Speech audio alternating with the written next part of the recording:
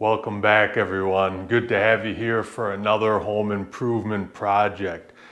In a way, the whole project started in the room we're in right now. This is the living room of my first floor. There was a lot of cracks in the plaster in this room that had to be fixed.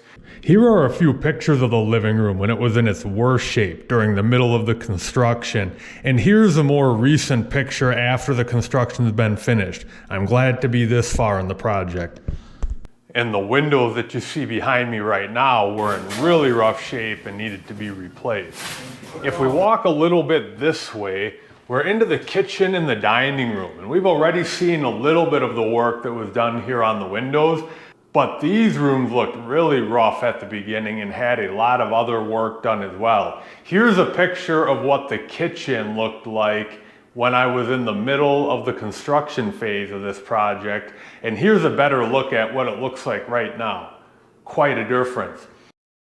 Right behind me through this door is the hallway that leads to the first floor bathroom, which is what we're going to be focusing on in the next couple of videos. Here in the hall itself, just a little while ago, the hall looked like this. Fortunately, the work in the hall has been updated and now it looks like this. And right through that door is the first floor bathroom, the main bathroom in the house. But before we start ripping out any walls in here, it's worth reevaluating what we're trying to accomplish in the end, and if maybe it wouldn't be possible to get a similar result with a more limited approach. After all, a full bathroom remodel is a huge commitment. No need to gut the whole bathroom if a faucet repair and a coat of paint is pretty much going to get you 90% of what you want in the end. Although some homeowners might choose to fully renovate their bathroom simply to change the layout or to modernize an outdated style, there are normally more pressing reasons to take on a project like this, and the ability to customize is just a nice side benefit. In many cases, we're talking about older homes where routine updates have been neglected for a very long time. In these cases, many of the different components are breaking down, and repairing these piecemeal is just not a practical approach. At this point, a full remodel is becoming imminent, and the value of the home is going to drop accordingly. The bathroom in my house is an excellent example of this. The last comprehensive, high-quality renovation was done sometime in the mid-1950s, so almost 70 years ago. Then in the late 80s, new linoleum was placed over the old flooring, and there was plastic paneling that was put in the tub surround over the old surface covering. In fact, later I found out that when they put in the linoleum, they didn't even pick up the toilet to install the floor under it, and they just went up to the sides of it. So that gives you a bit of an idea how poorly the work was done at that time. I mean, can you imagine one wax ring on a toilet for 70 years? We'll see more about that later. So let's go over the list of some of the problems with this bathroom here. So first we have the fact that this bathroom has no exhaust vent. It's absolutely critical to remove humid air as quickly as possible from the bathroom when showering, and if this doesn't happen, you get to our next problem, which is mildew and mold. This is a recurring problem on the walls even after washing. Fortunately, there is a window, but this is no guarantee that the water-soaked air is going to flow in the outward direction, and it does little good in the winter when the window is closed. And speaking of the window, one of the window panes is cracked and the wood is rotten. It also doesn't stay open without a board to prop it up. So then we get to the bathroom sink where we have a leaky faucet and a drain that does not function very well, even after the trap was removed. So in this case, the problem is that there's an undersized drain pipe and inadequate drain venting. Then we get to the vanity cabinet, which is rotting, and at this point, impossible to clean. Insufficient wiring is another big problem in an old bathroom like this. So this bathroom has a single receptacle, and the circuit is a shared 15 amp circuit. It's not GFCI protected. And we also got mold on the tub surround caulking. This doesn't go away even with bleach, so that's a pretty good indication that the moisture has gotten behind the surface and that mold is growing there too. And believe me, I could go on. But by now, you're probably getting a pretty good idea why it wouldn't be practical or even possible to fix all of these issues one by one. So now that we've made the tough decision to go ahead with this full remodel, now we've got the fun part of planning some of the new features that we're gonna have. First, the tub area. The old tub had a large set of cabinets right over the top, making the shower area feel very cramped with the low ceiling. We'll just remove those cabinets altogether. This bathroom has full 9-foot ceilings. We'll take advantage of that. Using a curved shower curtain rod should make the tub feel even more spacious. And instead of the cheap plastic paneling, we'll do a full porcelain tile tub surround.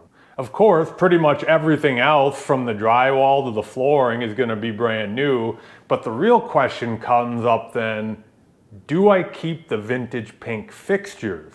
At first this seemed out of the question, but the idea grew on me a little bit as I started to do a little bit more research. The fixtures in my bathroom are Kohler's Peachblow color that was introduced by the company in 1934, when pastels were more common. Peachblow was marketed as a more refined and understated pink. The color was finally discontinued in the 1970s after an impressive run of almost 4 decades. Then Peachblow began making headlines again in 2023, when Kohler, to commemorate its 150th anniversary, decided to bring back 2 of its most iconic pastels from the past, Spring Green and Peachblow. Now, in addition to the cool history here, the fixtures in my bathroom are actually in great shape. The bathtub is very large by modern standards, and not having to break that cast iron tub out of there would be a huge benefit. And who would have thought that you could find people selling used pink toilets on eBay for ridiculously high prices? Quite an era we're living in here. That settles it. The pink fixtures are staying. So we have our decision, we have our plan, and we are very close to being able to start the work here. But before you ever tear a bathroom out of your house, you need to make sure that you have another functioning bathroom to use. And for that, I'll need to improvise a little bit. We'll go into my basement to make that happen. Now, I have one of those older homes that has a random toilet in the corner of the basement. So I just make a makeshift curtain rod system here out of scrap wood, throw up a couple of $2 shower curtains from Menards, and we're ready to go. Now the shower is a little bit more difficult for me to put together. You see, I have a wash basin here along with a drain for my washing machine. So what I did, I just cut the insides out of the old shower. Again, put up a little bit of a makeshift curtain rod using gas pipe you see up here and a little bit of scrap wood, and threw up some more $2 curtains. And don't forget, we're gonna need somewhere to throw all of the garbage that we tear out of this bathroom. This 30-yard dumpster right here that I ordered and had delivered to my driveway should do the trick. And the demolition begins. Here the vanity has already been ripped out, and you can see we started tearing into the walls a bit. Unfortunately, I don't have a lot of video taken from about the first third of this project. So I'm just going to show you the pictures that I do have and quickly go through the projects that were done in that portion of the renovation. In this picture, the cabinets above the tub are ripped out, and there's also a set of tall, skinny cabinets to the right of the tub. Those have been ripped out too. Now the plaster is gone. For those of you who haven't done renovations on an old home, the strips of wood you see on the walls is the wooden lat that the plaster sticks to. This is very common and is basically underneath the plaster walls of all older homes. Now you can get a better look at it. Here, pretty much all of the plaster has been removed from the walls, and all you're seeing is that wooden lath. Just getting that lath off the walls can be a pretty big and messy project. In this picture, the lath is gone, and that brown insulation you see is actually new insulation that I put in.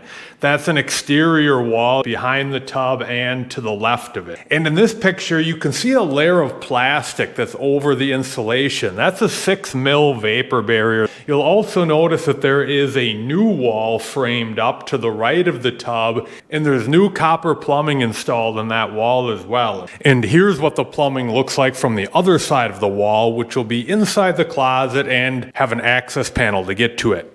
Then the exhaust vent, which is installed inside the ceiling and blows the warm, wet air out of the bathroom and outside the house. This shows a typical installation. The fan itself is in the box on the left side of the picture. It runs through the tubing and the air exits through the vent cap installed through the siding. I started by cutting a hole in my siding, and this is where the tube will run through. Here is what it looks like when the vent cap is attached. Now check it out from the inside. A lot of work's been done. At the top of the screen, there's the exhaust vent we put in. It's installed inside a soffit. You can see that we have most of the porcelain tile already installed around the tub. And here, all of the drywall is done and the seams and the corners are already plastered. Alright, when I'm plastering, main tools of the trade are just my hawk and plaster trowel right here. Although I like to keep a lot of different tools around.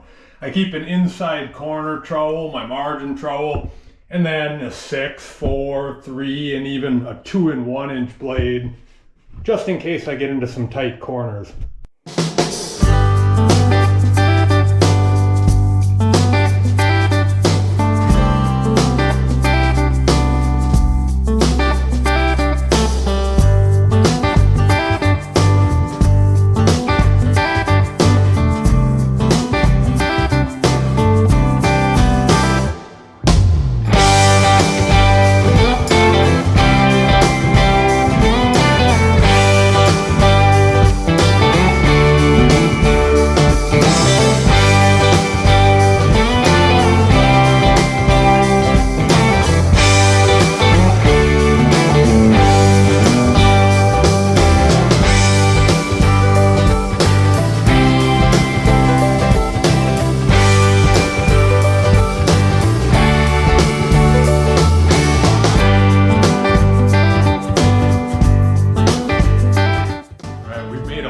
Progress on this plaster in one night. Check it out.